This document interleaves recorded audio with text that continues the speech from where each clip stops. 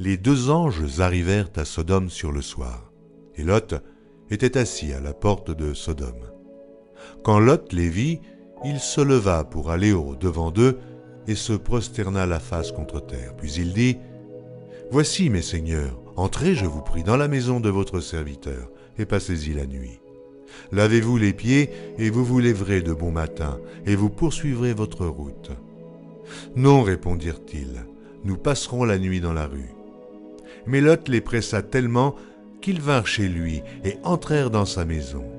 Il leur donna un festin et fit cuire des pains sans levain, et ils mangèrent. Il n'était pas encore couché que les gens de la ville, les gens de Sodome, entourèrent la maison, depuis les enfants jusqu'aux vieillards. Toute la population était accourue.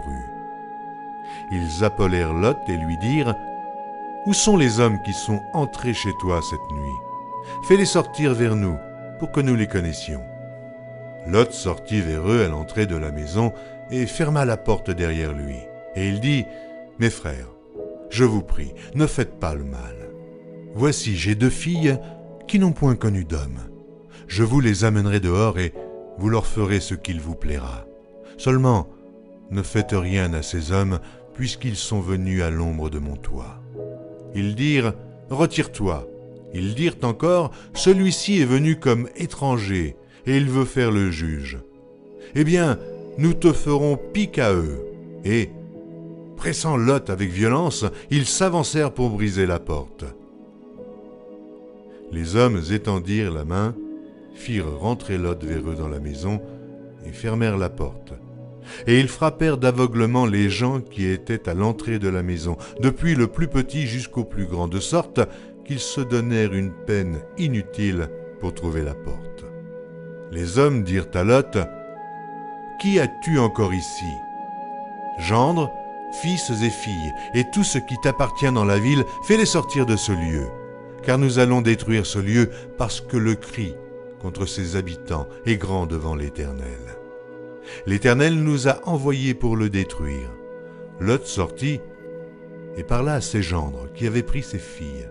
« Levez-vous, dit-il, sortez de ce lieu, car l'Éternel va détruire la ville. » Mais aux yeux de ses gendres, il parut plaisanter. Dès l'aube du jour, les anges insistèrent auprès de Lot en disant : « Lève-toi, prends ta femme et tes 2 filles qui se trouvent ici, de peur que tu ne périsses dans la ruine de la ville. » Et comme il tardait, les hommes le saisirent par la main, lui, sa femme et ses 2 filles, car l'Éternel voulait l'épargner. Ils l'emmenèrent et le laissèrent hors de la ville. Après les avoir fait sortir, l'un d'eux dit : « Sauve-toi pour ta vie, ne regarde pas derrière toi, et ne t'arrête pas dans toute la plaine. Sauve-toi vers la montagne, de peur que tu ne périsses. » Lot leur dit : « Oh non, Seigneur, voici, j'ai trouvé grâce à tes yeux, et tu as montré la grandeur de ta miséricorde à mon égard, en me conservant la vie. Mais je ne puis me sauver à la montagne, avant que le désastre m'atteigne, et je périrai. Voici, cette ville est assez proche pour que je m'y réfugie, et elle est petite, oh que je puisse m'y sauver. N'est-elle pas petite, et que mon âme vive ? » Et il lui dit : « Voici, je t'accorde encore cette grâce, et je ne détruirai pas la ville dont tu parles. Hâte-toi de t'y réfugier, car je ne puis rien faire jusqu'à ce que tu y sois arrivé. C'est pour cela que l'on a donné à cette ville le nom de Tsoar. » Le soleil se levait sur la terre lorsque Lot entra dans Tsoar. Alors l'Éternel fit pleuvoir du ciel sur Sodome et sur Gomorrhe, du soufre et du feu, de par l'Éternel. Il détruisit ces villes, toute la plaine et tous les habitants des villes et les plantes de la terre. La femme de Lot regarda en arrière, et elle devint une statue de sel. Abraham se leva de bon matin pour aller au lieu où il s'était tenu en présence de l'Éternel. Il porta ses regards du côté de Sodome et de Gomorrhe, et sur tout le territoire de la plaine. Et voici, il vit s'élever de la terre une fumée, comme la fumée d'une fournaise. Alors Dieu détruisit les villes de la plaine, et il se souvint d'Abraham. Et il fit échapper Lot du milieu du désastre par lequel il bouleversa les villes où Lot avait établi sa demeure. Lot quitta Tsoar pour la hauteur, et se fixa sur la montagne avec ses 2 filles, car il craignait de rester à Tsoar. Il habita dans une caverne, lui et ses 2 filles.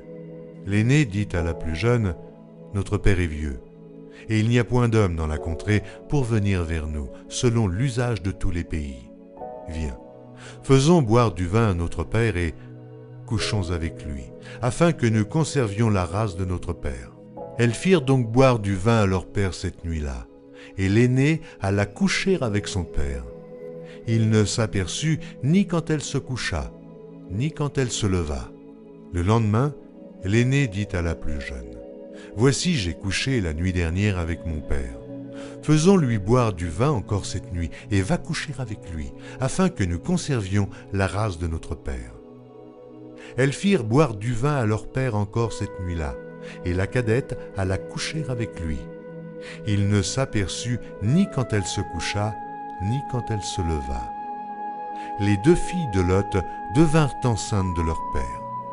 L'aînée enfanta un fils qu'elle appela du nom de Moab.